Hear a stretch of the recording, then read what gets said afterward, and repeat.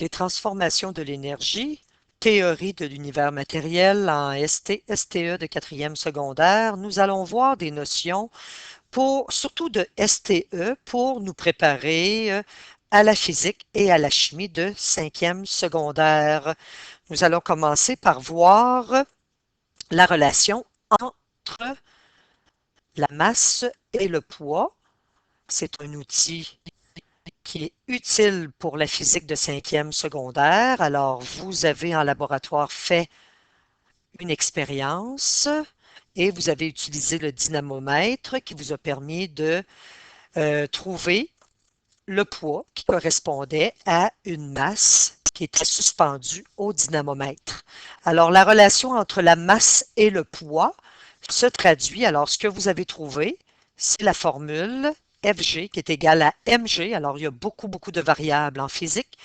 Alors, le poids, vous l'associez à Fg et m pour la masse. Alors, le Fg, force gravitationnelle, c'est comme ça qu'on va l'appeler en cinquième secondaire. Alors, la masse correspond à une quantité de matière. Ça, c'est conservé tout le temps. Donc, même si nous avons un objet, un corps, en passant, le mot corps, c'est un terme général utilisé en physique pour parler d'un objet, quel que soit l'objet.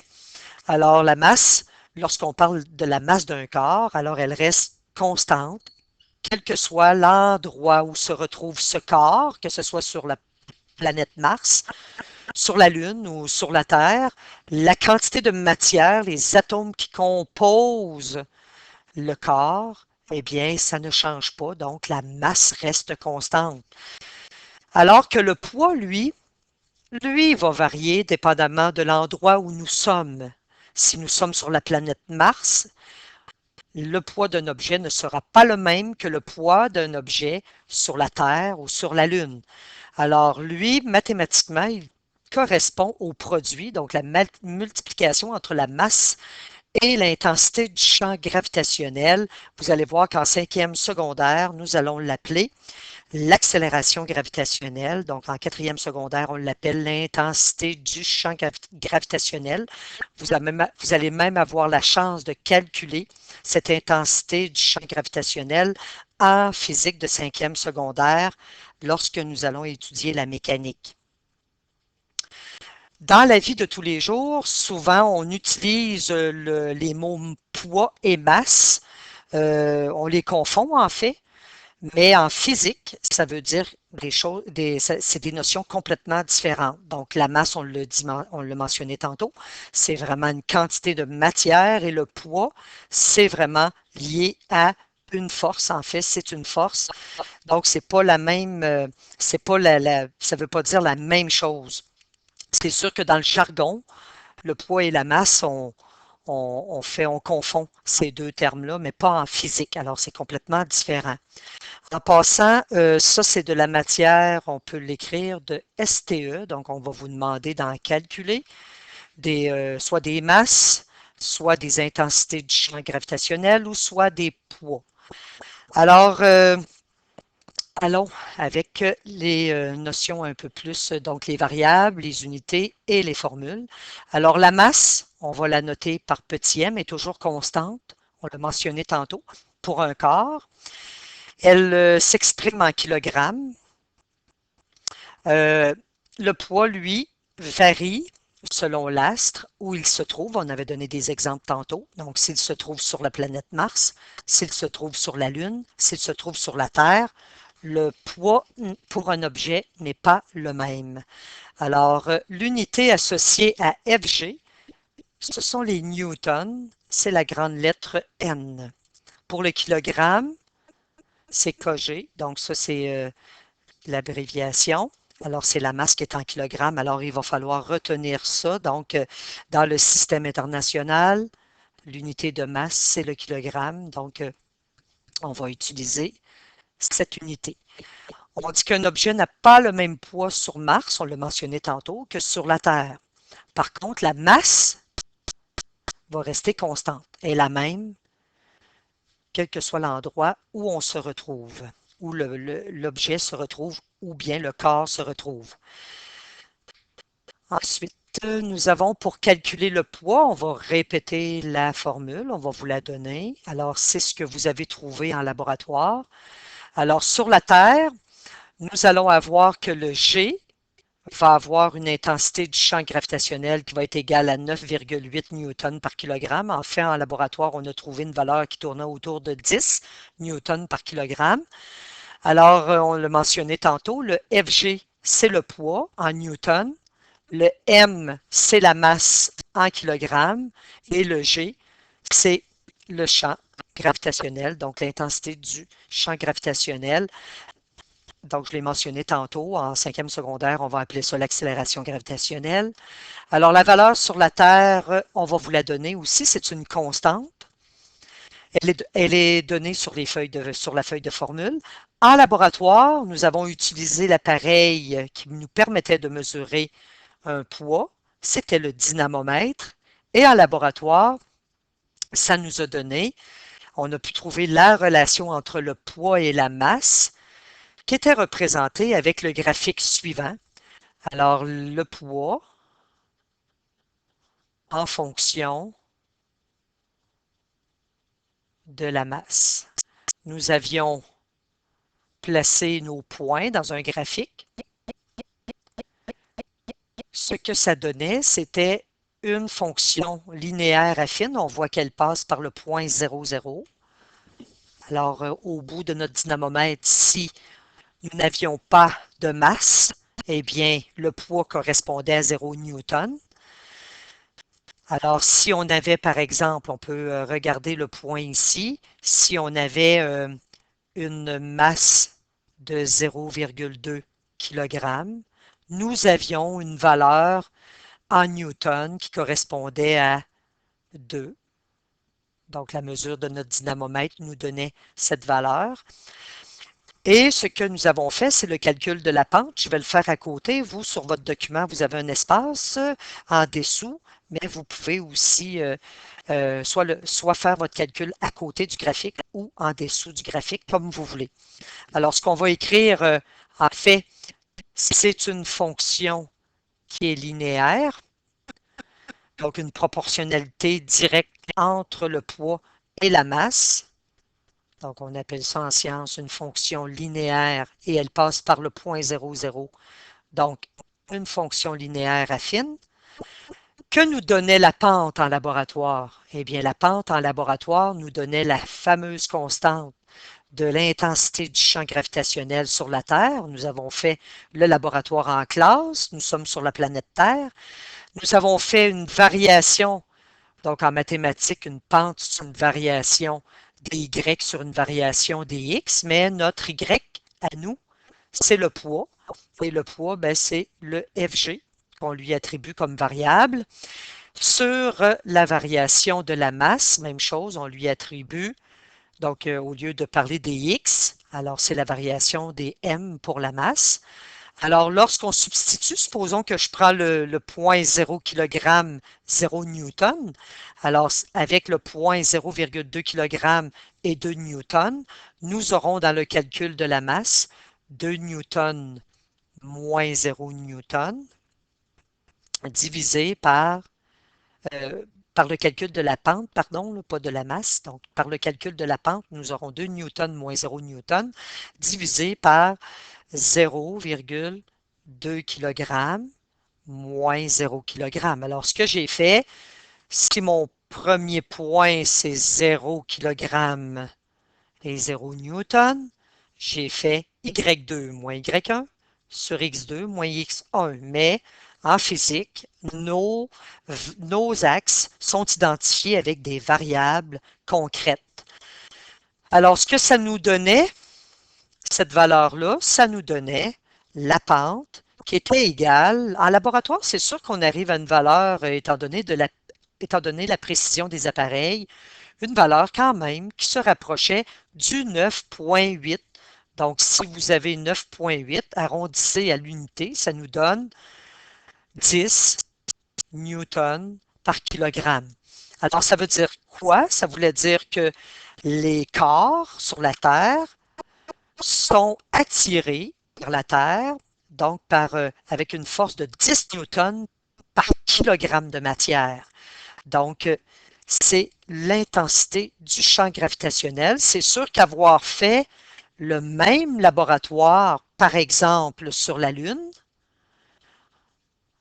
on aurait trouvé, en faisant les mêmes manipulations, nous aurions trouvé une intensité du champ gravitationnel qui aurait été dans l'ordre de 1,6 newton par kilogramme.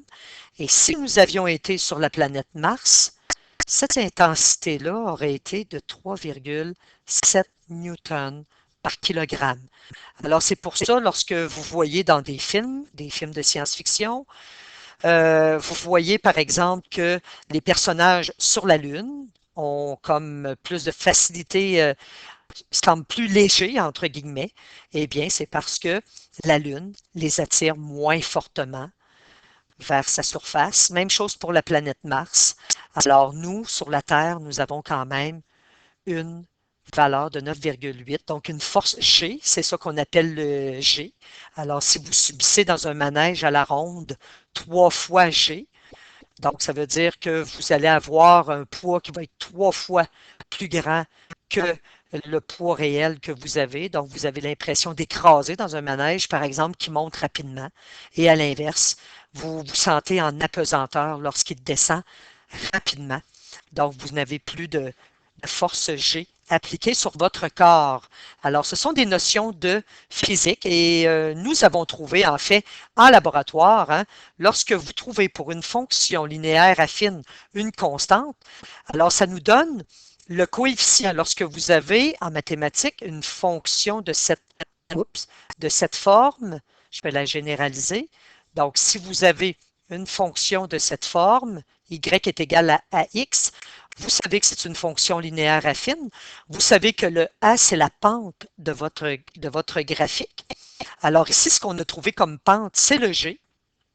Alors, le y, c'était quoi? C'était notre poids, qui était le fg, égal. Que représentait notre x? La masse, donc petit m. Et voilà, on retrouve vraiment la formule du poids qui est égal à fg est égal à... Donc, c'est un peu plus élégant de mettre le g en physique après le m, mais en fait, réellement, ce que nous avons trouvé, c'est cette fonction-là, et le g correspondait à une constante, donc qui était l'intensité du champ gravitationnel lorsque nous sommes sur la planète Terre. Vous allez voir qu'en cinquième secondaire, nous allons avoir une autre unité pour cette constante gravitationnelle. Nous allons avoir, et nous allons même découvrir cette unité-là en laboratoire, les mètres par seconde carrée. Donc, nous allons voir la correspondance, en fait. Donc, des newtons par kilogramme, on va voir la correspondance en mètres par seconde carrée.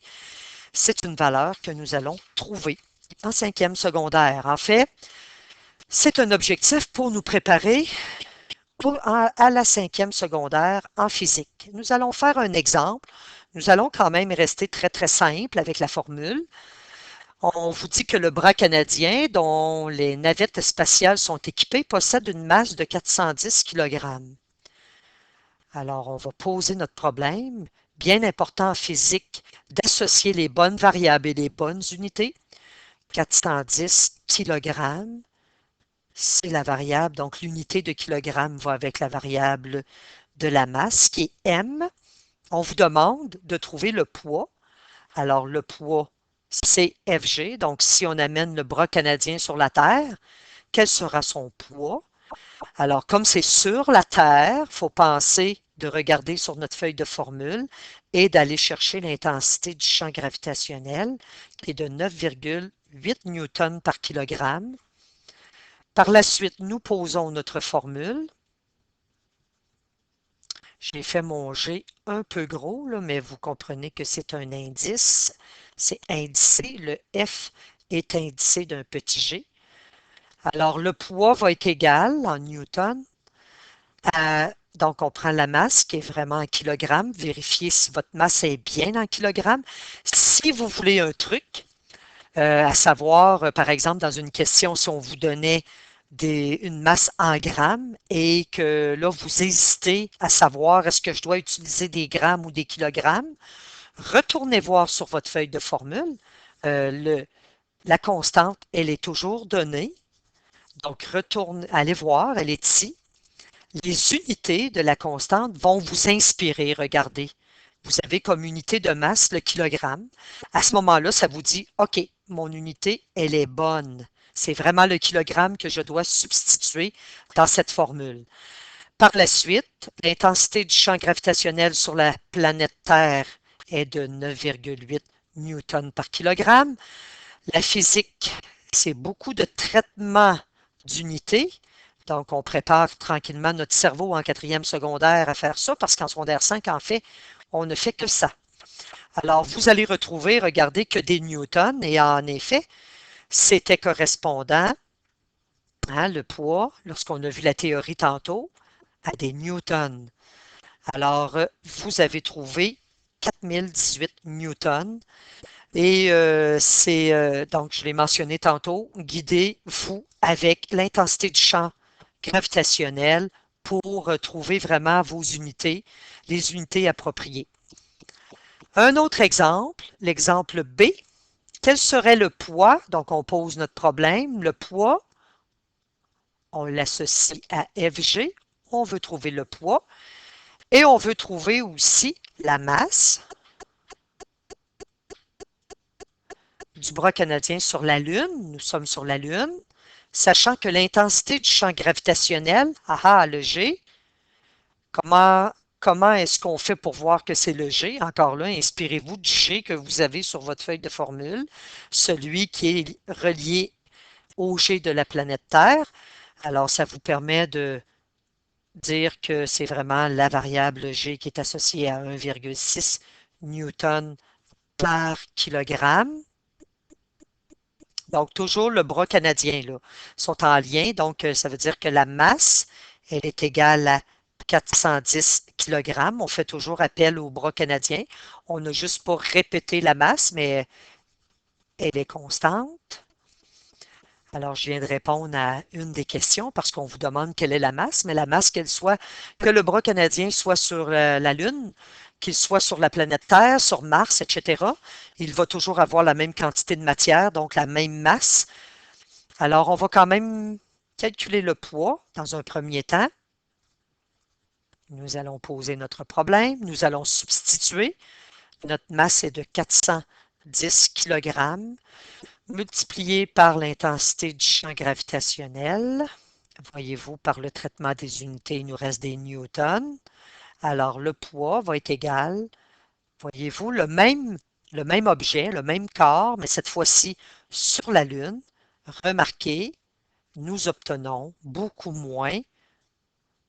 Donc, la valeur du poids, elle est inférieure à celle du poids sur la planète Terre. En fait, la planète Terre attire plus fortement les objets vers elle, comparativement à la Lune, qui va attirer les objets, mais beaucoup moins fortement vers sa surface.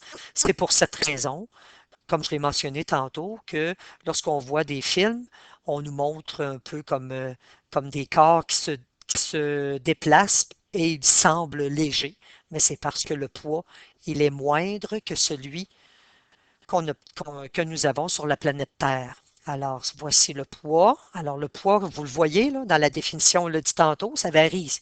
Et voilà, vous avez un objet, vous avez un exemple. Donc, pour le même bras canadien, nous n'avons pas le même poids. Par contre, pour répondre à la question, la masse, elle est égale à 410. Elle est constante, 410 kg. Ça ne change pas, c'est une quantité de matière. Ensuite, nous avons l'exemple C. L'exemple C, quel serait le poids d'une personne? Alors, on cherche le FG. Elle est sur la planète Mars et elle a une masse de 70 kg. L'accélération gravitationnelle sur Mars, alors associer les unités de newton par kilogramme à la variable G. Alors, c'est à peu près 3,7. En fait, c'est plus 3,66, mais on a arrondi. Alors, on va aller calculer. Alors, même sur la planète Mars, on voit que la force gravitationnelle va être moindre, en fait, parce que l'accélération gravitationnelle est moindre. Alors, vous allez substituer. Nous allons multiplier par le 3,7 newtons par kilogramme par le traitement des unités. Il va donc nous rester pour le poids des newtons et nous obtenons 259 newtons. Ce n'est pas demandé, mais si nous étions sur la Terre, vous pouvez vous amuser à le calculer. Donc, avec le G cette fois-ci de la Terre, donc 70 kg fois le 9,8 newtons par kilogramme. Alors, vous allez voir un poids qui est supérieur, il est de 686 newtons. Donc, c'est pour ça que si, par exemple, les objets semblent plus lourds lorsqu'on les compare aux objets qui se déplacent, par exemple, sur une autre planète. Alors, maintenant, la notion d'énergie, on a terminé avec l'énergie qui était, pas l'énergie, mais la notion de poids et de masse. Maintenant, nous allons voir l'énergie cinétique. L'énergie cinétique, attention, il faut comprendre ce que c'est du ST. Par contre, pour le calcul, c'est du STE. Et vous allez voir, pour le ST, c'est lorsque nous allons aborder la loi de la conservation de l'énergie que nous allons reparler de l'énergie cinétique. En fait, l'énergie cinétique, la cinétique ou la cinématique en physique, c'est l'étude du mouvement.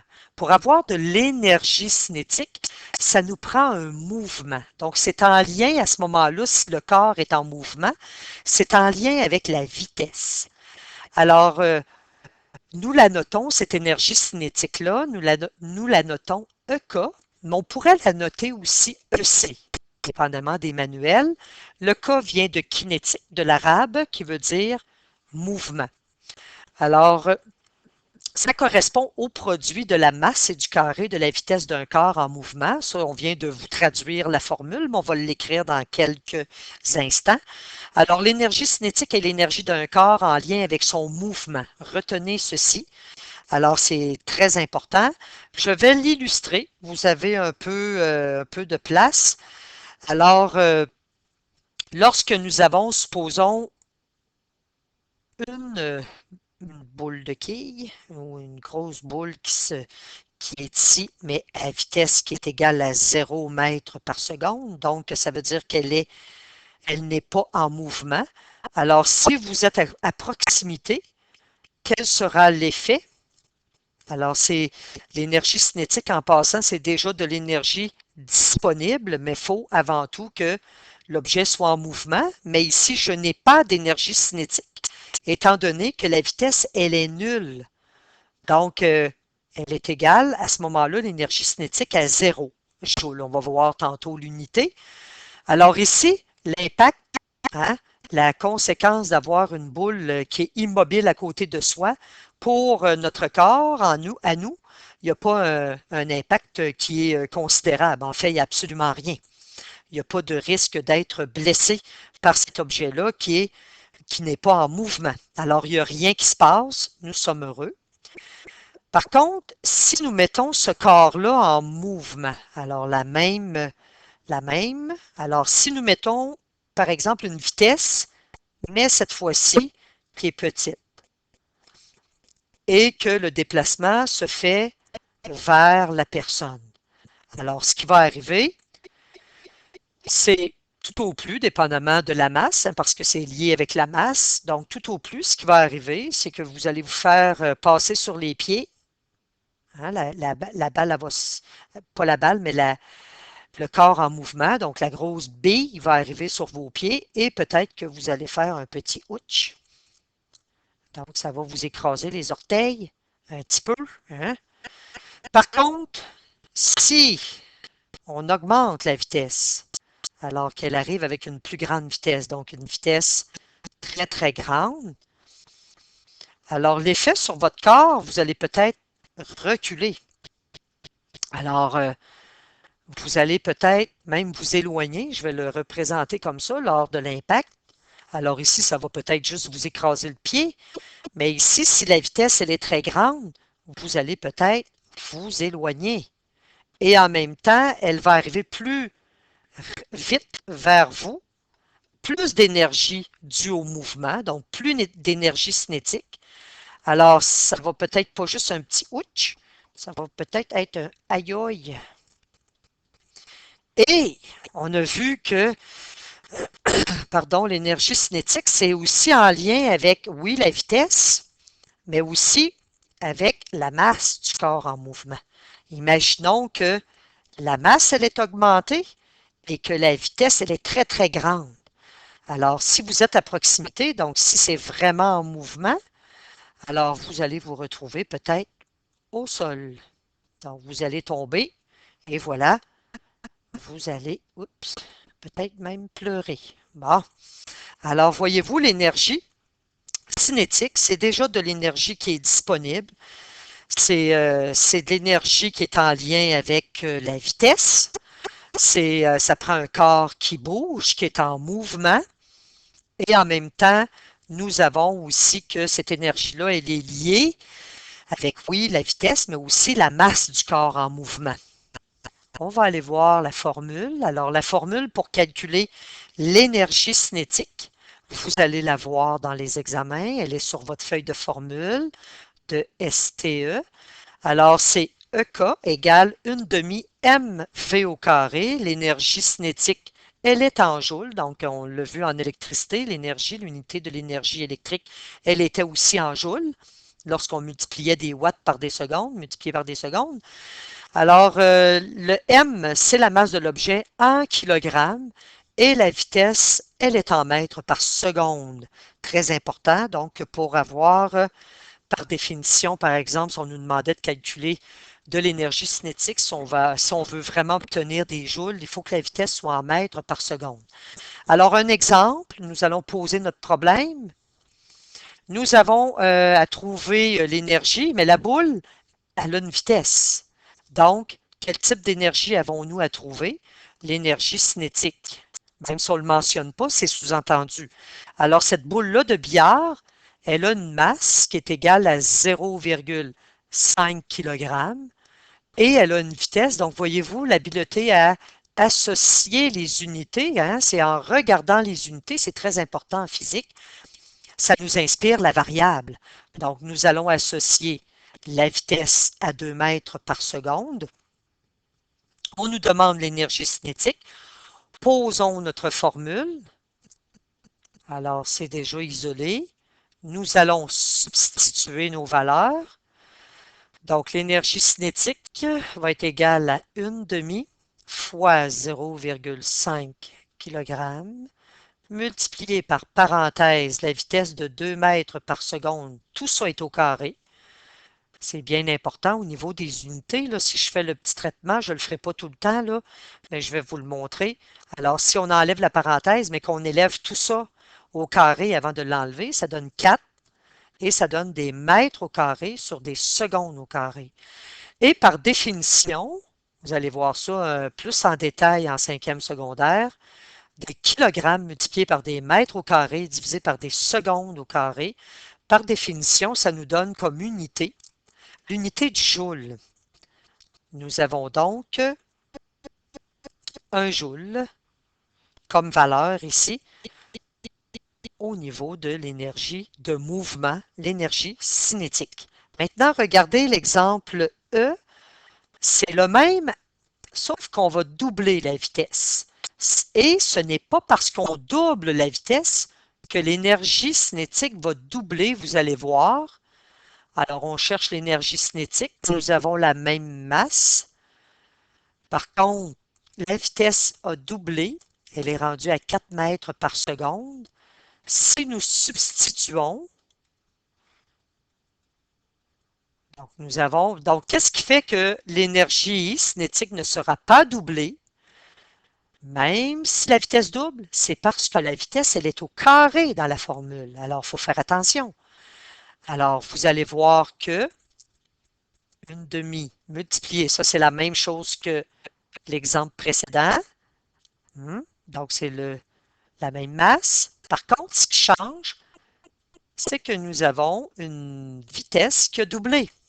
Alors, si vous effectuez votre calcul, vous allez retrouver non pas une énergie qui est doublée. Hein, on avait 1 joule, on est rendu avec 4 joules, alors qui est 4 fois plus grande. Parce qu'il ne faut pas oublier que la vitesse est au carré. Donc, si la vitesse avait triplé, alors on aurait eu 3 à la 2, 3 fois la vitesse, donc 3 à la 2, 9. On aurait eu une énergie cinétique 9 fois plus grande.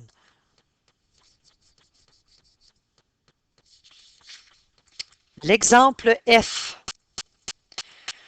On nous demande d'isoler la vitesse, de trouver la vitesse. Nous avons une boule de 1 kg et son énergie cinétique, elle est donnée. Elle est égale à 2 joules. Alors, l'énergie cinétique, on peut poser notre problème, est égale à 1 demi mv carré. Vous pouvez substituer dans un premier temps et par la suite, vous pouvez isoler. C'est comme vous voulez. Vous pouvez isoler aussi, c'est comme vous voulez. Alors, nous avons le V à isoler. Alors, nous allons, ici, ça va donner 2 joules. 1 demi fois 1 kg, ça donne 1 sur 2 kg, fois le V2, V au carré. Alors, c'est des multiplications-divisions. Alors, si on veut isoler, premièrement, garder ici V2, V au carré. Alors, nous allons tout simplement, ça c'est comme si c'était tout divisé par 2. Alors, c'est comme si en mathématiques, vous aviez ceci. Nous voulons isoler le x, c'est ce que je veux faire. Je veux isoler le V2. Alors, j'ai le 1 demi, même si on n'a pas mis le 1 au numérateur, c'est quand même 1 demi. Alors, qu'est-ce qu'on fait en mathématiques? On fait 8 fois 2. Alors, c'est ce que je vais faire. Je vais faire 2 fois 2 joules. Donc, 2 fois 2 joules. Si vous trouvez que les unités, c'est trop mêlant, vous pouvez les laisser tomber pourvu que la pose du problème est bien faite. Alors, vous arrivez à V au carré. Alors, vous aurez à ce moment-là, 4, ici on a divisé, euh, en fait, pour isoler, on a multiplié par 2, mais on diviserait aussi par kilogramme. Là. Si vous trouvez ça trop difficile, faire le traitement des unités, faites-le pas, cassez-vous pas la tête, c'est juste que moi, je vais vous le démontrer. Ensuite, nous avons 4 joules par kilogramme. Alors, nous allons extraire la racine carrée des deux côtés. Donc, le 4 joules par kilogramme. Et par définition, justement, extraire la racine carrée des joules divisé par des kilogrammes, ça nous donne, donc ça va nous donner des mètres par seconde. Ça devient complexe, alors c'est pour cette raison qu'il faut vraiment retenir les unités de la vitesse. Donc, je le répète, ici, si je reviens faire le problème autrement, regardez, je vais juste substituer les valeurs. J'ai besoin d'isoler, oups, j'ai besoin, oups, je suis allé trop vite. Alors, je vais effacer, je vais recommencer. Alors ici, j'ai substitué les valeurs. J'avais ceci. Supposons que je laisse tomber les unités. Tiens, ça fait moins lourd. Mais ça ici, c'est la même chose que V au carré divisé par 2. Donc, ça revient à cette expression-là mathématique. Alors, si je veux isoler V2, je fais 2 fois 2. V2, il est là. Ensuite, si je veux isoler V, j'extrais la racine carrée des deux côtés, ce qui donne 2. Donc, le voyez-vous, avec les unités, c'est peut-être moins complexe. Alors, je le mentionne, l'énergie due au mouvement, c'est en lien avec la vitesse, c'est l'énergie cinétique. Alors, si vous avez juste à retenir pour le ST, les petits dessins que j'ai faits tantôt, juste la notion de intuitive, en fait, qualitative de l'énergie cinétique, donc qui est liée au mouvement simplement. Pour le calcul, ça revient à du STE. Même chose pour l'énergie potentielle.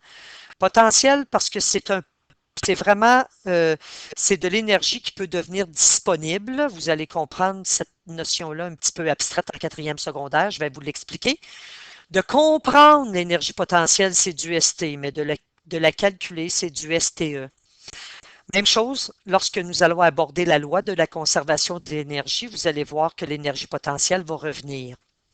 Alors, ça correspond au produit, donc c'est la multiplication de la masse avec l'intensité du champ gravitationnel et la hauteur. En fait, l'énergie potentielle, c'est de l'énergie due à la position d'un corps.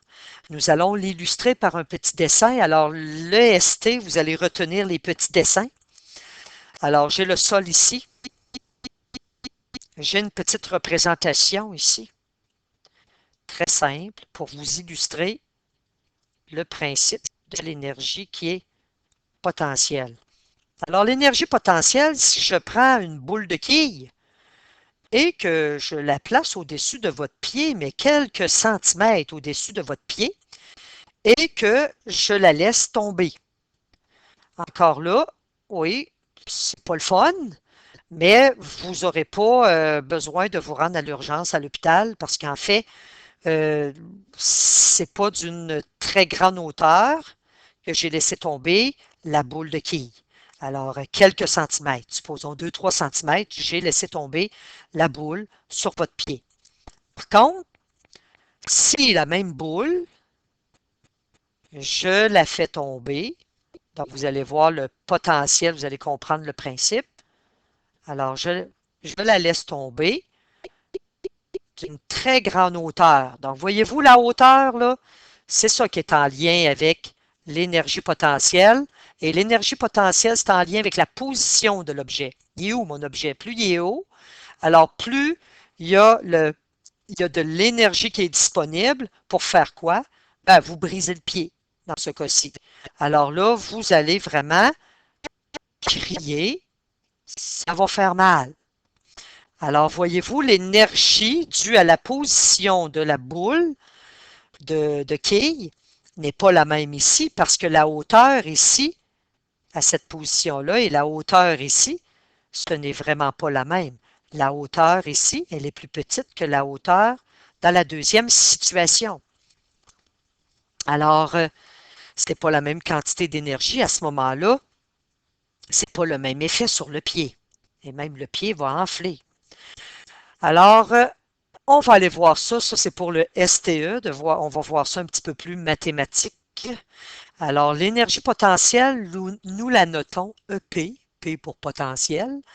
Nous avons dit que c'était le produit de la masse par l'intensité du champ gravitationnel et la hauteur du corps, la hauteur de l'objet. Vous avez que la masse est en kilogrammes. Vous savez que le G, on le connaît, c'est une constante qu'on va vous donner. Et la hauteur, elle est en mètres. On va aller voir un exemple. L'exemple G. Alors, dans un manège qui monte à la verticale, quelle est l'énergie gravitationnelle emmagasinée dans une banquette vide de 100 kg élevée à une hauteur de 10 mètres? Donc, supposons que votre petit chariot, il est rendu, je vais le dessiner ici, on va se représenter la petite situation, supposons que c'est le sol. Donc, supposons que le petit chariot, hein, on sait que dans les manèges, les petits chariots montent, ils vont descendre, etc., vont faire même des boucles. Alors, qu'est-ce qu'on vient de dire? C'est que la hauteur, elle est égale à 10 mètres. Alors, bien souvent, même au niveau des manèges, on va monter le petit train à une certaine hauteur pour lui donner une certaine énergie potentielle et ensuite on le relâche et là il est capable de faire sa course tout le long de la trajectoire. Alors nous allons poser notre problème. On demande de trouver l'énergie gravitationnelle emménagée en passant l'énergie potentielle, souvent on l'appelle l'énergie gravitationnelle parce qu'elle est en lien avec l'intensité du champ gravitationnel. Alors, l'énergie potentielle, c'est ce que nous cherchons. Nous avons une masse pour le petit chariot, pour la petite banquette de 100 kg et nous avons la hauteur qui est de 10 mètres. Assurez-vous d'avoir les bonnes unités. Alors, c'est notre cas ici. Alors, il nous reste à utiliser la formule. Voyez-vous que la physique, c'est beaucoup de formules, de variables, d'unités. Nous substituons, nous avons le 100 kg multiplié par le 9,8 newton par kilogramme. Ensuite, encore là, si vous ne savez plus du tout si la masse doit être en grammes ou en kilogrammes, inspirez-vous de l'intensité du champ gravitationnel, en fait, de ces unités, et ça va vous inspirer, en tout cas du moins pour la masse. Et vous avez la hauteur de 10 mètres. Alors, voyez-vous, par le traitement des unités, les kilogrammes vont se simplifier avec les kilogrammes. Par définition, des newtons multipliés par des mètres, ça va nous donner des joules. Alors, l'énergie potentielle, donc l'énergie de cette banquette-là, en lien avec sa position, elle est égale à 9800 joules. C'est ce que nous cherchions. Et voilà. L'exemple H, dans le même manège, quelle est la masse d'une banquette avec passagers? Alors, on nous donne cette fois-ci, on cherche la masse, on nous donne l'énergie potentielle qui est égale à 19 600 joules. Et nous avons toujours la même hauteur de 10 mètres. Alors, l'énergie potentielle qui est égale à mgh, c'est comme vous voulez, vous pouvez déjà substituer et ensuite isoler. Nous avons m à isoler. Je vais laisser tomber, tiens, les unités pour pas trop vous compliquer la vie. En cinquième secondaire, on fait beaucoup de traitements d'unités. Là, je vais vous laisser ça comme ça. Le G étant de 9,8, le H étant de 10 mètres. Alors, voyez-vous, ça ici, qu'est-ce que ça donne? Ça donne 980 M. Donc, si vous voulez isoler, lorsque vous avez de la difficulté, ramenez-vous tout le temps à une petite fonction très simple en maths. Si vous aviez 8 est égal à 2x, qu'est-ce qu'on fait pour isoler le x? On fait 8 divisé par 2. Donc, on veut isoler le m. De chaque côté, nous allons diviser par 980, ce qui va nous donner 19 600 divisé par 980. Et par définition, si on a bien les bonnes unités, bien entendu, là, par définition, ça va nous donner une masse qui va être en kilogrammes. Le troisième, un autre exemple, en lien avec l'énergie potentielle. Toujours dans le même manège, on nous demande l'énergie potentielle, donc l'énergie due à la hauteur, due à la position. Ici, il n'y a pas de mouvement hein, pour cette énergie-là. Alors, nous avons la même banquette qui a une masse de 100 kg. Par contre, la hauteur double.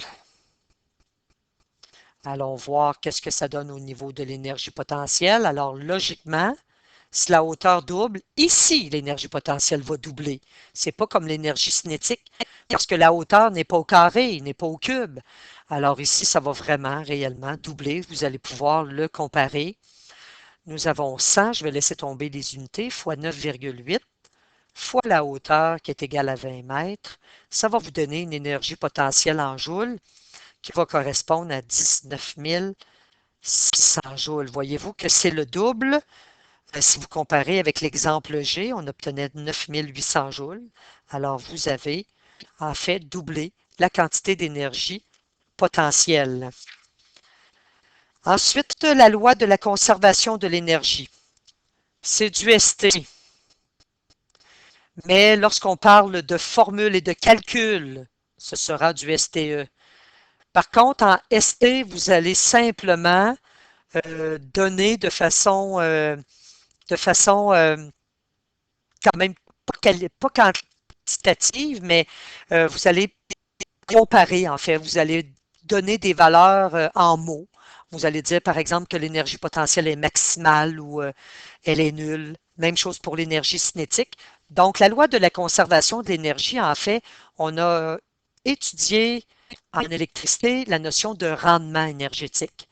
Normalement, lorsqu'un objet va consommer de l'énergie électrique, pour effectuer le travail qu'il a à faire, il n'utilisera pas toute cette énergie-là qu'il a consommée parce qu'il y a des pertes qui peuvent survenir, donc des pertes, par exemple, en énergie thermique, etc. C'est pour ça qu'on parle de notion de rendement.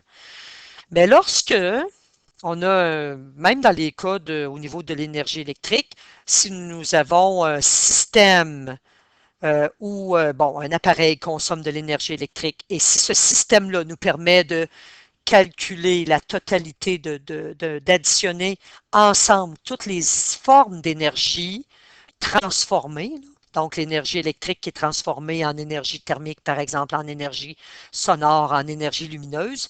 Si on peut calculer tout ça, on va voir en fait que l'énergie consommée, elle est égale à la somme de toutes les énergies. C'est ça la loi de la conservation de l'énergie. Alors, selon la loi de la conservation de l'énergie, on dit que l'énergie ne peut pas être créée ni détruite. Elle peut juste être transformée, hein. Rappelez-vous, en électricité, je viens de le mentionner, l'énergie consommée par une ampoule incandescente, par exemple, était transformée en énergie lumineuse et beaucoup d'énergie électrique était transformée aussi en énergie thermique parce qu'une ampoule incandescente, ça devient très, très chaud. Alors, allons voir la loi de la conservation de l'énergie, mais appliquée à un système mécanique où nous avons justement du mouvement. Alors, on va l'appliquer, mais on aurait pu l'appliquer à un système électrique aussi. Donc, on va le voir avec le système mécanique. Alors, l'énergie mécanique, c'est l'énergie potentielle plus l'énergie cinétique. C'est vraiment pas compliqué. Souvent, l'énergie mécanique, vous allez voir en cinquième secondaire, on va l'appeler l'énergie totale. Donc, l'énergie totale, on pourrait l'appeler, donc c'est sur l'énergie totale, l'énergie mécanique. Alors, c'est quoi? C'est l'énergie potentielle plus l'énergie cinétique. En fait, un corps qui est à une certaine position et qui est aussi en mouvement, donc, qu'est-ce qui va arriver à ce corps-là? Eh bien, l'énergie potentielle et l'énergie cinétique, ces deux énergies-là vont varier. Alors, lorsqu'il y en a une qui va diminuer, l'autre va augmenter, et ainsi de suite. Alors, pourquoi que ça va faire ça? Pour conserver toujours l'énergie totale, donc l'énergie mécanique. Alors, rien de mieux qu'un exemple pour illustrer le tout. Alors, j'ai pris un exemple. On va supposer que la personne, elle est immobile ici à la position 1. J'ai 5 positions. Alors, à la position 1, nous allons supposer donc que la personne, elle est au repos. Alors, si elle est au repos, donc elle n'est pas en mouvement, la vitesse à la position 1, elle est de 0 mètres par seconde. Et supposons que sa masse à la personne, elle est de 80 kg avec sa planche. Et supposons que la hauteur, donc on va l'appeler H1, donc à la position 1, supposons qu'elle est de 5 mètres. Alors, complétez le dessin. Nous allons voir en fait la chose suivante. C'est sûr et certain qu'en quatrième secondaire, nous allons négliger la perte d'énergie due au frottement. Par contre, en cinquième secondaire, on ne négligera pas ça. Donc, en quatrième secondaire, on néglige qu'on peut avoir des pertes dues au frottement. Alors ici, vous allez voir que tout le long de la trajectoire, l'énergie va être conservée. L'énergie mécanique va être égale à chaque position, la 1, la 2, la 3, la 4 et la 5.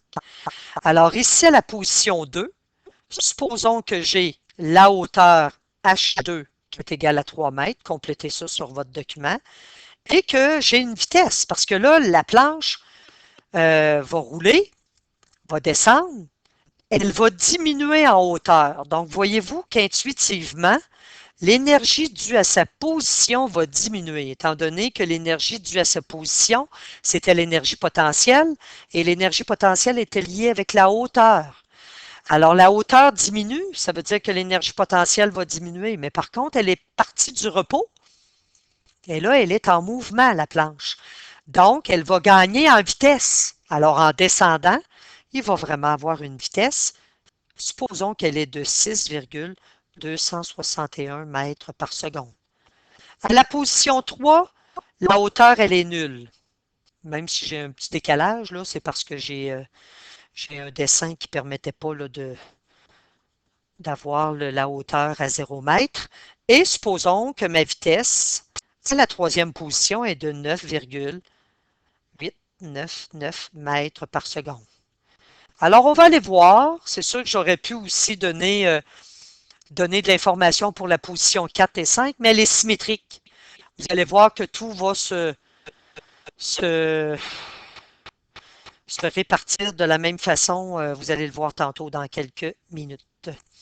Alors, que dit la loi de la conservation de l'énergie? Alors, elle dit que l'énergie mécanique à la position 1 va être égale à l'énergie mécanique à la position 2 va être égale, donc il y a la loi de la conservation de l'énergie. C'est ça que ça veut dire.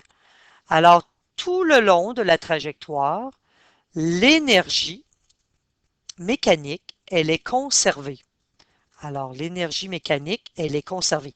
Est-ce que nous avons la possibilité de la calculer? Eh bien, oui. Qu'est-ce qu'on retrouve comme à la position 1 comme énergie mécanique? En fait, on a toujours de l'énergie potentielle avec de l'énergie cinétique. Par contre, ça va varier ces énergies-là. Il y en a même une qui peut être nulle lorsque nous avons les deux. Même chose ici. On va avoir l'énergie potentielle en 2 plus l'énergie cinétique en 2 qui va être égale à, je fais juste substituer, hein. On a vu que l'énergie mécanique, c'était l'énergie potentielle plus l'énergie cinétique. Alors, l'énergie potentielle en 3 plus l'énergie cinétique en 3. Et ainsi de suite. Donc, je pourrais continuer. Alors, est-ce que j'ai la possibilité de calculer l'énergie potentielle et l'énergie cinétique? On a dit tantôt, l'énergie potentielle, c'est mgh1. L'énergie cinétique, c'est une demi-mv carré. Par contre, nous n'avons pas de vitesse. Elle est de 0. Donc, 0 fois une masse, qui est 80, fois une demi. On n'a rien ici. On a 0 joule pour l'énergie qui est cinétique. Le corps n'est pas en mouvement. Donc, l'énergie mécanique à la position 1, elle est complètement en potentiel. Alors, nous sommes en mesure de la calculer, la masse étant de 80 kg. Nous avons le 9,8 newtons par kilogramme et nous avons la hauteur de 5 mètres. Alors, l'énergie totale en tout point, parce qu'on n'a pas de perte, elle est de 3920 joules. Alors, on se demandait tantôt, hein, la valeur, elle va être conservée, 3920 pour tout le monde, 3920 pour tout le monde. Mais par contre, cette énergie-là va fluctuer. Ben, en fait, c'est les énergies potentielles et cinétiques qui vont fluctuer, hein, qui vont changer, qui vont diminuer, mais il y en a une toujours qui va augmenter ou vice-versa. Pourquoi? Pour faire en sorte d'avoir toujours 3920 joules en énergie. Donc, c'est ça la loi de la conservation de l'énergie. On y va tranquillement, c'est quand même des notions de cinquième secondaire. En quatrième secondaire STE, on fait juste les aborder un peu. Alors, vous avez, je reviens ici, la planche part du repos. Donc, cette personne avec sa planche, à cette position-là, la position 1, elle a tout en potentiel. Elle n'a rien en cinétique parce qu'elle n'est pas en mouvement. En descendant, elle va avoir les deux formes d'énergie, potentielle et cinétique, parce qu'ici, elle se retrouve ici, la personne, elle bouge et en même temps, elle est d'une hauteur de 3 mètres. Alors, on va aller la calculer. Oups. On va aller la calculer, cette énergie-là. Oups. Alors, cette énergie-là, on va aller la calculer. Donc, l'énergie mécanique à la position 2. On a dit que c'était égal à l'énergie potentielle. Alors, vous allez voir l'égalité. Je vais juste je vais la réécrire. Vous allez voir. En fait, c'est séparé. Je vais quand même le calculer séparé. Alors, MGH2 cette fois-ci. MGH2. Alors, j'ai toujours mon 80 kg fois le 9,8 newtons par kilogramme multiplié par la hauteur à la position 2, on vous l'a donné. Alors ici, ce que ça donne, ça va nous donner 2352 joules. Oups, c'est pas la même valeur que 3920, c'est normal, parce qu'à la position 2, j'ai aussi du cinétique. Alors, je vais l'additionner. Plus L'énergie cinétique, donc ici à la position 2, nous avons de l'énergie cinétique. Une demi m V2 au carré, la vitesse à la position 2. Alors, une demi, la masse, c'est 80 kg, fois la vitesse, on nous l'a donné, qui était de 6,261 mètres par seconde. On n'oublie pas qu'elle est au carré. Donc, si on calcule le tout ici, ça va vous donner, je vais arrondir, là, ça va vous donner 1568 joules. Alors, si vous additionnez ces deux formes d'énergie, vous obtenez quoi? Vous obtenez 3920 joules. Alors, la conservation d'énergie, la loi de la conservation d'énergie, c'est resté la même, en fait. Là, ça respecte la loi de la conservation d'énergie. Pour le ST, comment allons-nous parler de la loi de la conservation d'énergie? Supposons à la position 1, la formulation de la question aurait été la suivante. Comment est l'énergie potentielle à la position 1?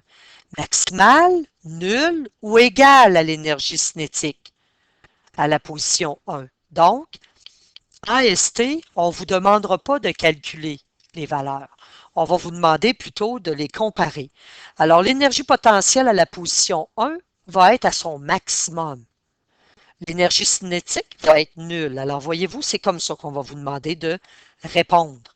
À la position 2 en ST, de quelle façon on vous demanderait de répondre? Alors, vous avez une énergie potentielle en 2 qui est non nulle, ça c'est sûr et certain, une énergie cinétique en 2 qui est non nulle. Par contre, nous avons une hauteur qui est de 3 mètres. Alors, ça voudra dire que l'énergie potentielle, quand même, nous allons avoir du cinétique et du potentiel, va être plus grande que l'énergie qui va être cinétique en 2, parce qu'en fait, on n'est pas à mi-course. Avoir été à mi-course, admettons à 2,5 mètres de hauteur, on aurait eu l'égalité. Mais là, ce n'est pas le cas. Donc, voyez-vous de quelle façon on va vous demander, c'est des comparaisons d'énergie en ST. Par contre, en STE, on peut vous demander des calculs. Alors, à la position maintenant 3, la position 3, la hauteur est rendue 0. Mais j'ai oublié de le mentionner tantôt, la vitesse, je l'avais mentionné, pardon. Alors, la vitesse à la position 3 est de 9,899 mètres par seconde. Allons calculer l'énergie. Je vais juste prendre, je vais descendre ici. Donc, l'énergie, cette fois-ci, mécanique, à la position 3. Nous avons de l'énergie potentielle à la position 3 plus l'énergie cinétique à la position 3.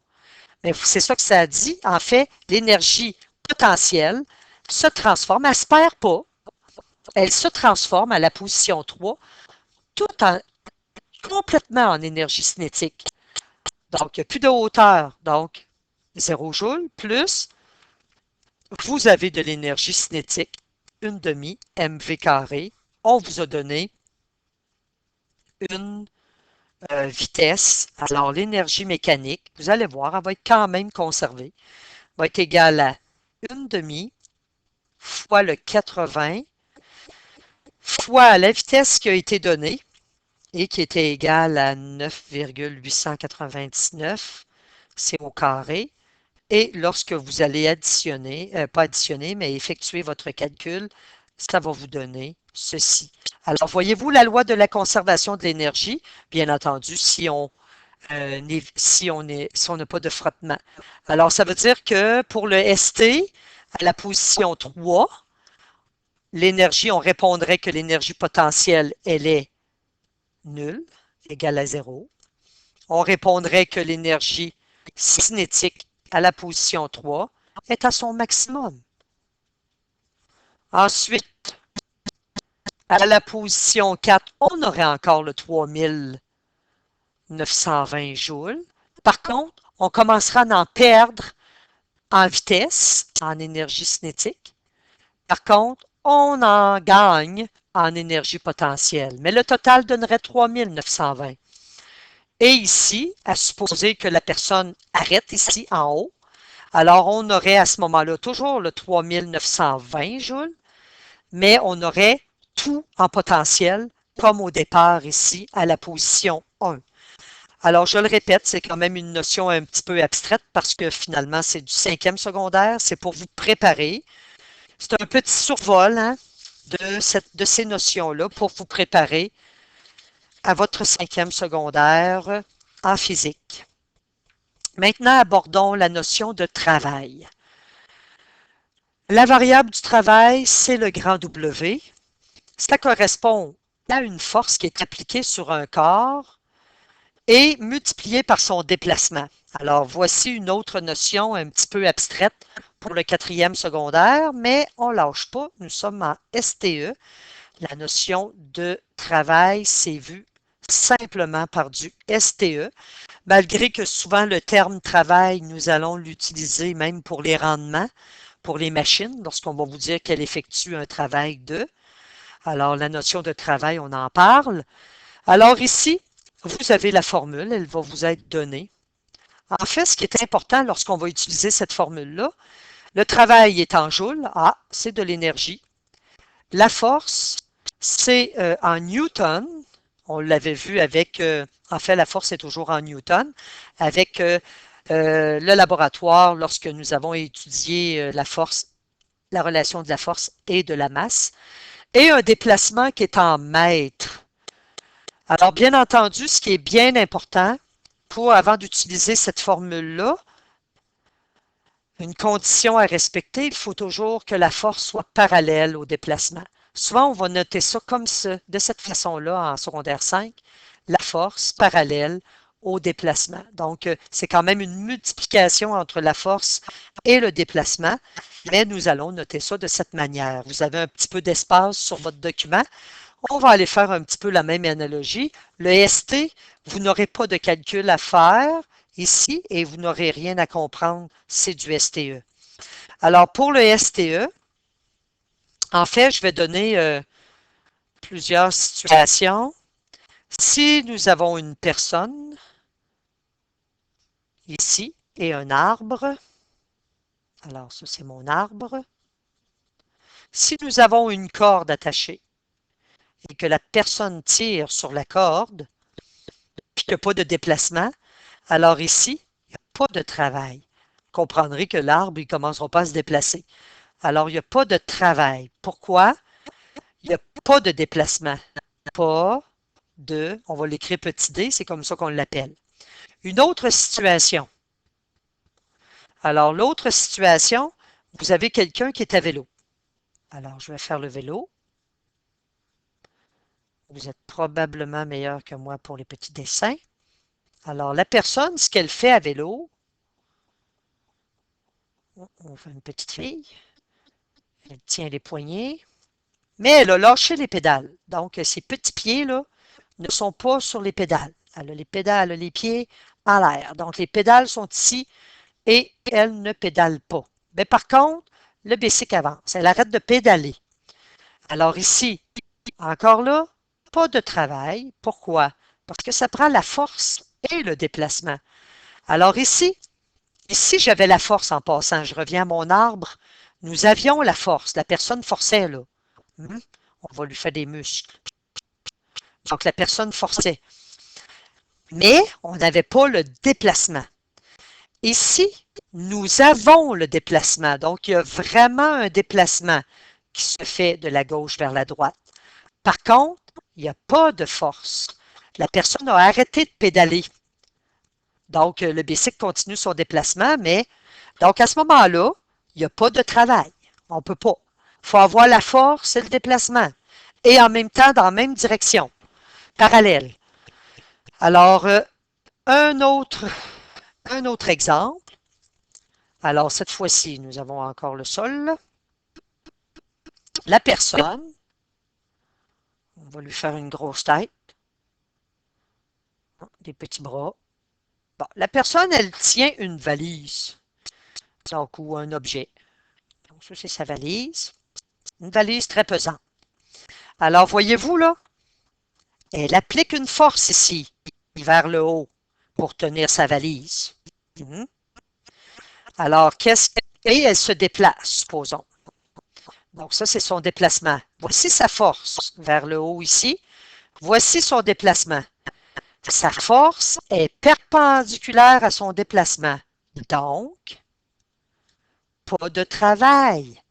Parce que, oui, on respecte le fait d'avoir une force et un déplacement, mais ils ne sont pas orientés, ne sont pas parallèles. Alors, pas de travail. La notion de travail, c'est abstrait là, pour du quatrième secondaire. On s'entend, là? Le travail, c'est une notion un petit peu abstraite. En fait, c'est un transfert d'énergie, c'est en même temps absorption d'énergie, etc. Transfert, absorption. Donc, la chaîne qui continue comme ça. Donc, on va le voir de façon simple en quatrième secondaire. Je vous donne un autre exemple pour comprendre la notion, du moins la façon d'utiliser la formule. Alors, ça, c'est un petit traîneau, n'est-ce pas? Alors, notre petite personne, elle est ici. Elle a ses petits bras, ses grandes jambes. Et il y a une corde ici. Oh, non, je l'ai faite, c'est pas cet exemple-là tout de suite que je veux montrer. On va la faire plus petite.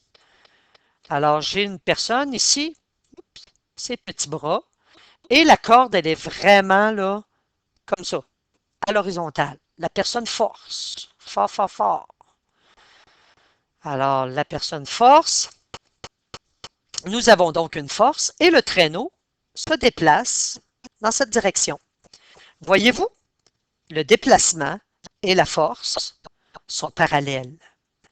On dit souvent même orientation. Peut-être pas, on peut avoir des forces aussi qui sont, si on avait le frottement, par exemple, on aurait une force de frottement dans l'autre sens, mais ce serait quand même une force parallèle à notre déplacement. Alors ici, nous avons un travail. On a un travail. Parce que les deux conditions sont respectées. Vous avez une force qui est parallèle à votre déplacement. Par la suite, nous avons une autre situation, la dernière que je vais vous montrer. Si nous avons un objet par terre et nous avons une personne qui va se pencher, oups, on fait ses petites pattes comme ça, ses petits bras comme ça, qui va se pencher pour soulever la boîte. Soulever. Bon, là, c'est sûr que mon dessin n'est pas très représentatif, mais la personne, elle va soulever. Ses bras-là vont se soulever dans les airs. Le déplacement va être dans le même sens que la force. Nous aurons un travail ici. Parce que le déplacement est parallèle à la force. Donc, lorsque vous soulevez un objet vers le haut, vous appliquez une force vers le haut, le déplacement y est vers le haut, donc vous avez la notion de travail. Allons faire un exemple. On nous demande de calculer le travail. La physique, c'est beaucoup de variables. Il faut être en mesure, lorsqu'on voit le nom de la variable, eh bien, de décrire son symbole à cette variable-là. C'est très important. Nous avons un objet, donc donc le travail effectué sur un objet par une force de 20 newtons, et on va nous préciser que le 20 newtons se fait sur un déplacement de 4 mètres. On a précisé qu'il était dans le même sens, très important, parce que sinon, si les deux avaient été perpendiculaires, on n'aurait pas eu de possibilité de calculer un travail. Alors, le travail, c'est la force multipliée par le déplacement. La force, elle est toujours en newton, le déplacement, il est en mètres, et des newtons multipliés par des mètres, ça nous donne par définition des joules. Nous avons donc 80 joules. Donc, la personne a appliqué dans la même direction une force, donc la même direction que le déplacement, une force de 20 newtons. Il y a possibilité de travail à ce moment-là. La force efficace maintenant. La force efficace, à quel moment, ça aussi c'est du STE, à quel moment est-ce qu'on fait appel à la force efficace? Eh bien, c'est lorsque nous n'avons pas une force qui est parallèle à notre déplacement et qu'il faut trouver la force qui fait vraiment efficacement avancer l'objet. On va l'illustrer avec une situation très simple. Vous avez une personne ici, oups, avec ses bras, qui tire et avec ses petites jambes. Donc, cette personne-là, elle tire sur un traîneau, mais en orientant sa corde de telle sorte que vous avez un angle θ ici qui est égal à 30 degrés. Alors ça, c'est une force. Est-ce qu'on peut, bon, vous allez voir qu'en fait, la boîte va se déplacer. Il y a un déplacement qui va se faire. Mais qu'est-ce qui fait déplacer cette boîte-là? Est-ce que c'est cette force-là de 50 newtons? Est-ce que cette boîte-là se déplace comme si on avait appliqué une force de 50 newtons parallèle à son déplacement? Eh bien non. Elle se déplace, qu'est-ce qui la fait avancer, cette boîte-là? C'est cette force-là, la force qu'on appelle efficace. La force efficace, vous pouvez vous le noter, ça nous permet de trouver, la force efficace, elle est parallèle au déplacement. Alors, ça nous permet, lorsque vous avez des forces qui sont appliquées sur un corps, mais qui bougent, donc il y a un déplacement, mais que cette force-là forme un angle quelconque avec l'horizon. Et supposons que votre déplacement se fait à l'horizontale, eh bien, vous allez pouvoir calculer avec la formule de la force efficace réellement la force qui fait réellement avancer la boîte et par le fait même qui est parallèle au déplacement. Alors, notion de vecteur que vous allez voir en 5e secondaire en mathématiques et qu'on va utiliser comme outil en mécanique lorsqu'on va aborder la dynamique. Alors, vous allez avoir la notion de vecteur. En fait, la notion de vecteur, vous en avez entendu parler aussitôt que vous avez commencé la géométrie des transformations en mathématiques, même au primaire et au secondaire, première secondaire, deuxième secondaire. Lorsqu'on parlait des vecteurs translation, par exemple, la translation, on avait la réflexion, on avait la rotation. La translation, en fait, ça fait appel à un vecteur. Donc, c'est un déplacement d'un point. On parle de notion de vecteur, c'est un petit peu abstrait, mais vous allez l'aborder en 5e secondaire. Alors, ce que ça fait, lorsque vous tirez comme ça vers le haut avec un certain angle, eh bien, ça soulève un peu le traîneau, veut pas, ben, la boîte. Puis en même temps, ça la fait déplacer cette boîte-là dans cette direction-là. En fait, vous allez voir qu'un vecteur en mathématiques peut être la somme de deux autres vecteurs. Alors, la façon d'additionner des vecteurs, vous allez voir ça. Pas besoin de comprendre ça compliqué, là. Moi, je vais faire ça très simple. En fait, nous allons faire appel à votre trigonométrie que vous avez étudiée en 4e secondaire. Sinus, cosinus, tangente sont nos outils de base pour la physique de 5e secondaire. Très important de démêler ces notions-là. Alors, voyez-vous, j'ai un angle, j'ai un triangle rectangle. J'ai besoin de connaître ici le côté adjacent à l'angle. Je connais l'hypoténuse qui est 50 newtons. Alors, je peux donc calculer la force efficace. De quelle façon? Alors, l'adjacent sur l'hypoténuse, automatiquement, ça, c'est pas donné en passant. Hein? Dans les examens, je ne donne pas ça. Alors, c'est le cos de l'angle qui est égal à l'adjacent sur l'hypoténuse. Vous avez des petits trucs en mathématiques, là, les professeurs vous en donnent. Vous pourrez les utiliser. Alors, ça veut dire quoi? Ça veut dire que nous, notre cosinus de notre angle, le côté adjacent, en fait, correspond à ce qu'on cherche, notre force efficace, celle qui est parallèle à notre déplacement, divisé par l'hypoténuse, qui est finalement notre force avec laquelle la personne force. Alors, si on veut isoler la force efficace, on fait le produit des extrêmes est égal au produit des moyens, là. Hein? C'est comme deux fractions de chaque côté. Donc, F fois le cos de θ, qui est égal à 1 fois la force efficace. Alors, la force efficace, elle est égale à la force fois le cosinus de θ. Vous pouvez vous l'encadrer. Vous pouvez l'appliquer au lieu de toujours retrouver par la trigonométrie la force efficace. En passant, si vous avez des valeurs, je vais donner l'exemple ici, là. Je vais finaliser l'exemple. Alors, si vous avez des valeurs qui ne correspondent pas aux miennes, faites attention, votre calculatrice, vous devez la mettre en mode degré, là, le mode normal. Parce que si vous êtes en mode radian, vous allez avoir des valeurs qui ne seront pas vraiment les mêmes que je vais obtenir. Alors, avec cet exemple-là, je vais la calculer, ma force efficace. J'ai ma force, j'ai mon angle. Alors, la force efficace va être égale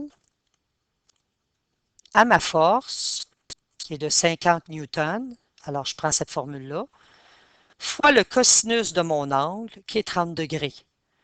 Vous obtenez à ce moment-là une force efficace de 43,30 newtons. C'est votre force efficace. Par la suite, si on nous demande de calculer un travail, on va le faire.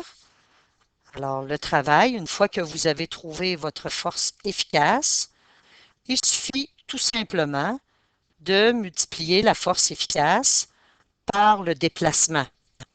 Alors, le déplacement, on va l'écrire parce qu'il n'était pas donné. Alors, le déplacement, sur notre dessin, on va aller le représenter. Donc, supposons que nous avons un déplacement de notre boîte qui est égal à 10 mètres. Alors, voyez-vous, une fois que nous avons trouvé notre force efficace, la force efficace, elle est parallèle à notre déplacement. Alors, si on veut trouver notre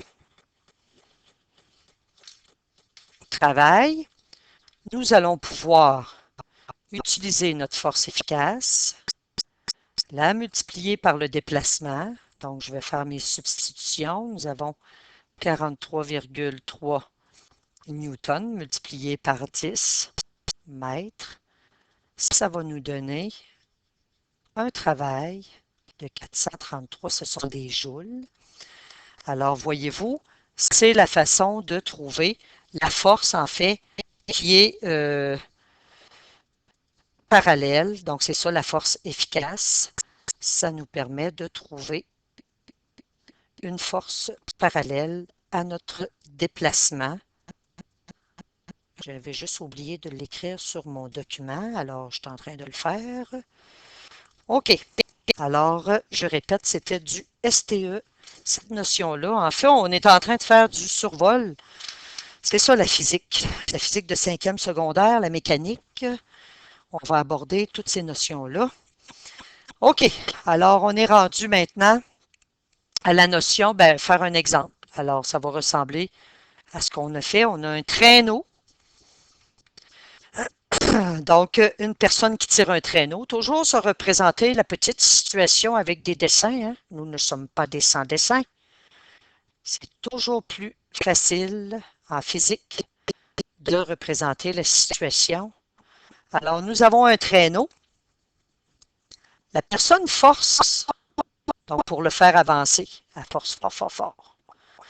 Alors, avec un angle, sa corde, elle a un angle de 37 degrés. Donc, le θ est égal à 37 degrés. Et la personne force avec une force de 50 newtons. Alors, c'est sûr que le traîneau n'avance pas efficacement comme si on appliquait réellement une force de 50 newtons. Parce que cette force-là, c'est la somme du vecteur ici qui va vers l'avant et du vecteur qui va vers le haut. Parce que lorsque vous tirez de façon oblique sur une corde, ça soulève un petit peu le traîneau et en même temps, ça le fait avancer. Nous, on veut la force efficace. Si on veut calculer le travail, il va falloir y aller en deux temps. Donc, on va poser notre problème. On veut le travail. Nous avons le θ. Nous avons le déplacement. On a dit qu'il se déplace. Il va faire un déplacement qui va être égal à 0,5 km. Pardon. Donc, le déplacement est égal à 0,5 km. Attention, allez voir votre théorie un petit peu plus haut. Il faut multiplier par 1000 parce que le déplacement doit être en mètres dans la formule du travail. Donc, 1, 2, 3, on déplace de 3 positions vers la droite. Ensuite, nous avons la force qui est donnée, qui est égale à 50 newtons. Allons-y en deux temps. Nous allons trouver vraiment la force efficace dans un premier temps. La force efficace, vous pouvez apprendre par cœur la formule. C'est égal à la force fois le cosinus de notre angle. Alors, la force efficace va nous donner 50 newtons fois le cosinus de 37 degrés, une valeur en newtons, les forces sont toujours en newtons, qui va être égale à 39,93 newtons. Et dans un deuxième temps, nous allons calculer le travail, qui est égal à la force efficace, il faut qu'elle soit parallèle à notre déplacement, fois le déplacement. La force efficace étant de 39,93 newtons, multiplié par le déplacement qui était de 500 mètres. Ça nous donne un travail qui est de 19 966 joules. Vous allez voir, la notion de travail va être vue plus en profondeur en cinquième secondaire. Mais pour l'instant, on va se limiter à cette formule et à ces représentations. Maintenant ici, distinction entre chaleur et température, c'est du ST. Alors la température, c'est une mesure du degré d'agitation des atomes et des molécules. Alors dans l'infiniment petit, je vais procéder avec un exemple très simple. Supposons que vous avez 100 grammes d'eau ou d'une substance quelconque à une température 1 qui est égale à 75 degrés Celsius et que vous avez la même masse, 100 grammes d'eau par exemple, ou n'importe quelle substance, mais cette fois-ci, une température T2 qui est égale à 25 degrés Celsius. Alors, c'est quoi la température? Si on met le thermomètre là-dedans, là, on va savoir que ici, donc ça c'est mon thermomètre, ici dans cette situation-là, il y a plus d'agitation. Pourquoi? Parce que l'augmentation de la température, ça fournit de l'énergie aux particules. À ce moment-là, nous allons avoir, c'est le lien qu'on fait justement avec l'agitation des atomes et des molécules. Donc, si vous avez une température qui est élevée à 75 degrés Celsius, vous allez avoir plus d'agitation. En fait, la température, c'est un indice que nous avons de la chaleur. Vous allez voir la différence avec chaleur tantôt. Alors ici, si vous avez 25 degrés Celsius, vous allez avoir moins d'agitation. Alors, c'est ça intuitivement qu'il faut retenir. D'agitation.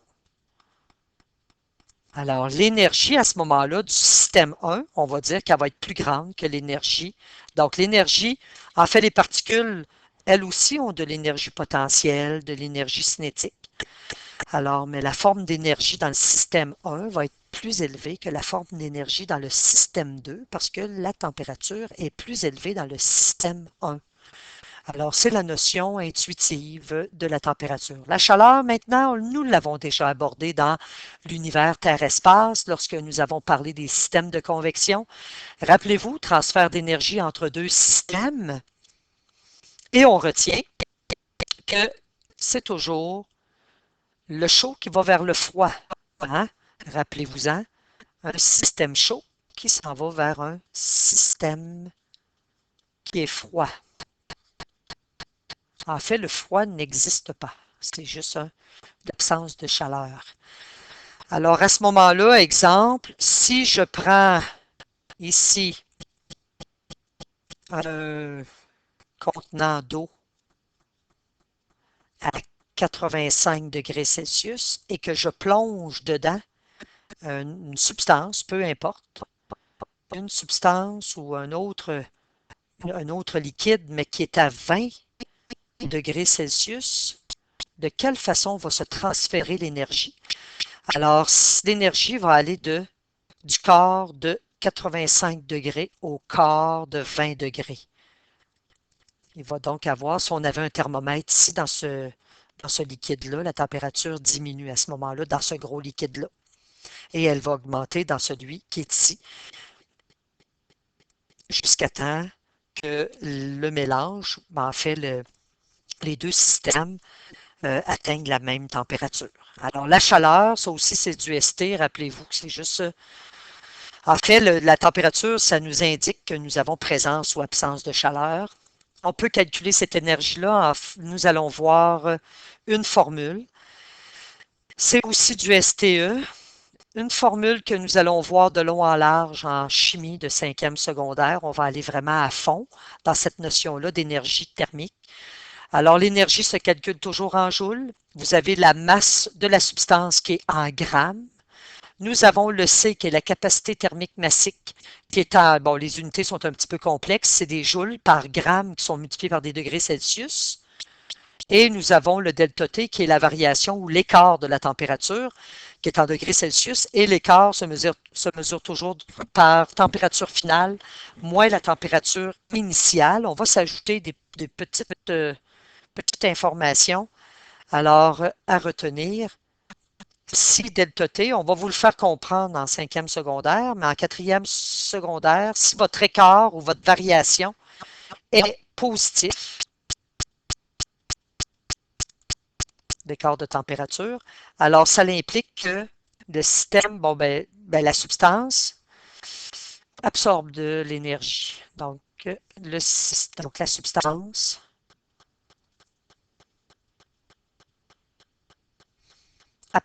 absorbe de la chaleur. Et à l'inverse, si vous avez un delta T qui est négatif, vous allez avoir à ce moment-là que la substance libère. Cette notion-là, je le rappelle, on va revoir ça de long en large en 5e secondaire, donc de la chaleur. Alors ça, c'est à compléter sur votre document, c'est important. Si vous avez de la difficulté avec les unités à substituer dans la formule, regardez les unités de la capacité thermique massique. En fait, la capacité thermique massique, sur votre feuille de formule, vous avez celle de l'eau qui est donnée, donc qui est de 4,19 joules divisé par des grammes qui sont multipliés par des degrés Celsius. Alors, ça va vous indiquer, par exemple, est-ce que ma masse, je dois la garder en kilogrammes ou en grammes? Donc, ça va vous l'indiquer. C'est un petit truc. Alors, la capacité thermique massique, c'est quoi? On va aller voir, on en a déjà entendu parler, mais on va aller voir, c'est une propriété caractéristique de la matière. On va retourner voir la compréhension de cette notion-là de capacité thermique massique. Ça correspond à la quantité d'énergie thermique qu'il faut transférer à 1 gramme de substance pour augmenter sa température de 1 degré Celsius. Regardez à la fin de votre document, vous avez à la fin de votre document, je vais vous le montrer, un tableau ici. Donc, je ne sais pas si vous voyez bien. Vous avez des capacités thermiques massiques de certaines substances. Celle qu'on utilise souvent, c'est celle de l'eau, la capacité thermique massique de l'eau qui est de 4,19 joules divisé par des grammes degrés Celsius. Alors, qu'est-ce que ça veut dire? Nous allons l'illustrer avec un exemple très simple. Vous pouvez l'illustrer à côté du tableau, mais vous pouvez aussi l'illustrer ici à la définition de capacité thermique massique. Alors, je vais prendre l'exemple de 1 gramme d'eau. On va les mettre en parallèle. J'ai 1 gramme d'eau. Et en parallèle à ça, j'ai aussi 1 gramme Je l'ai pris dans le tableau, vous pouvez aller voir. C'est de l'éthylène glycol. Alors, ce sont les deux liquides que j'ai. J'en ai 1 gramme pour les deux. Alors, on va saisir comme il faut la notion de capacité thermique massique. Supposons que je place un thermomètre et que la température, elle est à 20 degrés de mon liquide, de mon eau. Même chose ici. La température, elle est de 20 degrés. Alors, que dit la capacité thermique massique des substances? C'est une propriété caractéristique. Ça dit quoi? Ça dit que pour représenter la quantité d'énergie que je vais lui donner, je vais dessiner une petite chandelle. Bon. Alors ici, ça dit que si on lui donne 4,19 joules, allez voir dans le tableau, le 4,19 joules, je l'ai pris dans le tableau. Si je lui donne à l'eau 4,19 joules d'énergie qui vient d'une source de chaleur quelconque, sa température pour 1 gramme va monter de 1 degré Celsius. Donc, voyez-vous, le pouvoir, en fait, à l'inverse aussi, si l'eau est à 20 degrés et que je lui enlève, en la refroidissant, par exemple, 4,19 joules, alors sa température va devenir à 19 degrés Celsius. L'éthylène glycol, si je lui donne seulement 2,2 joules, sa température va monter à 21 degrés Celsius. Voyez-vous que ça prend beaucoup moins d'énergie pour faire monter de 1 degré Celsius la température de 1 gramme de cette substance-là. Alors, c'est pour cette raison que l'eau est utilisée aussi dans plusieurs systèmes de refroidissement parce qu'elle a une bonne capacité thermique massique. Elle peut absorber beaucoup d'énergie avant que sa température monte drastiquement.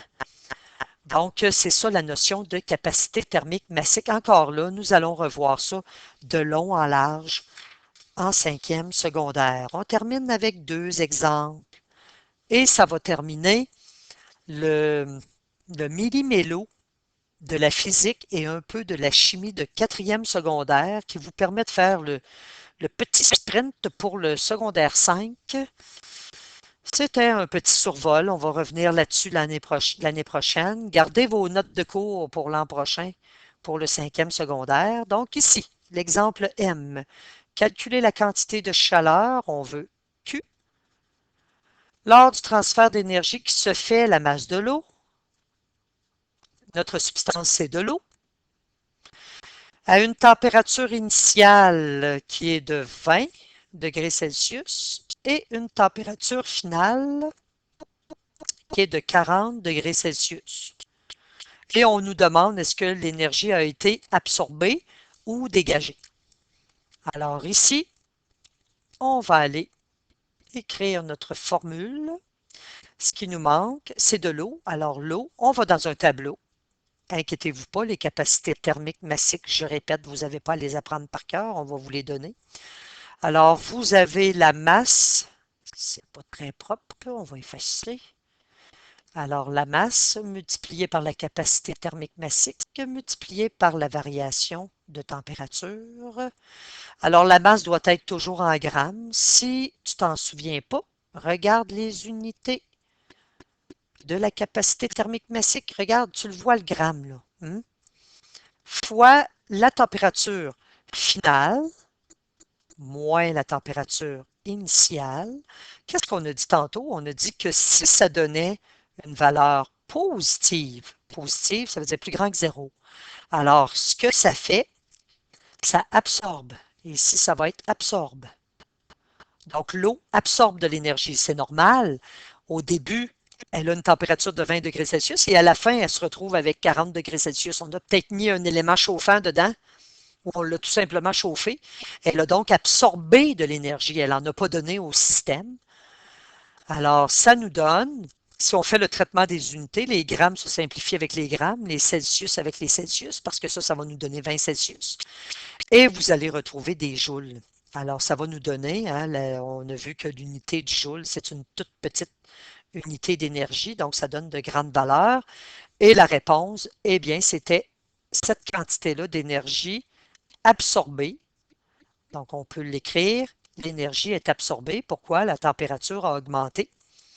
Le delta T est positif. Le dernier exemple, l'exemple N, on nous demande de calculer encore là la quantité de chaleur en jeu. Nous avons encore de l'eau, une masse de 100 grammes. Nous avons une température initiale qui est égale à 70. Regardez la température finale, elle est égale à 25. Ça veut donc dire que l'eau va donner de l'énergie, donc elle libère de l'énergie. Le C de l'eau est de 4,19 joules divisé par des grammes qui sont multipliés par des degrés Celsius.